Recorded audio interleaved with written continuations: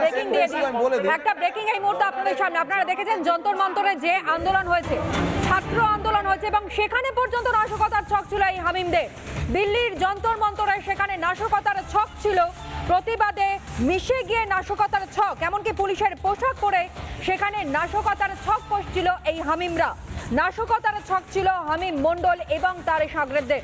অর্থাৎ একটা বিষয় স্পষ্ট, শুধুমাত্র রাজ্যের ভেতরে অরাজক পরিস্থিতি তৈরি হোক তা নয়, টার্গেট ছিল দিল্লি, টার্গেট ছিল রাজধানী, অর্থাৎ কোথাও কেন্দ্র সরকার এবং রাজ্য সরকার গোটাটাকেই টার্গেট করা হয়েছিল। এই পাক জঙ্গিরা তারা টার্গেট করেছিল, সেই বিষয়ে কার্যত স্পষ্ট ধারণা আজ দিয়েছেন এসটিএফ এর আইজি গৌরব শর্মা। শুনুন। और एर উপরে আমরা একটা কমিউনিকেশন প্যাটার্ন দেখলাম, और সাথে সাথে আমরা এটাও দেখলাম কি দিল্লিতে যে আমাদের যে যন্তর মন্তরে যে রিসেন্টলি স্টুডেন্ট প্রোটেস্ট হলো, সেখানে দেওয়ার আস্কিং হিম কি ও পুলিশ ইউনিফর্ম কোনো মতো অ্যারেঞ্জ করে ওখানে গিয়ে একটা কোনো নাশকতার একটা প্ল্যানিং ছিল, কোনো একটা ডিস্টারবেন্স ক্রিয়েট করার প্ল্যানিং ছিল। কি বলবেন?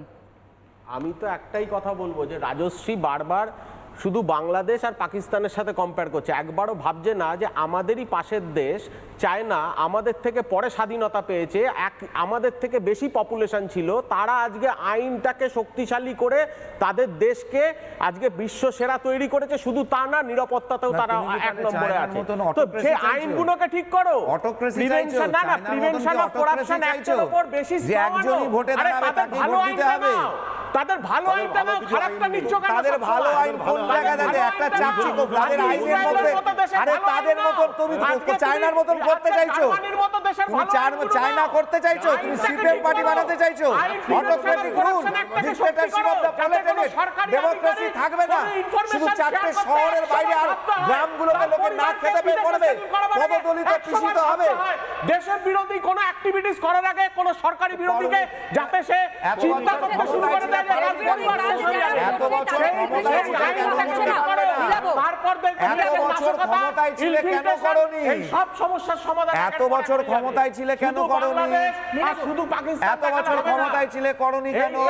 কে বাধা দিয়েছিল?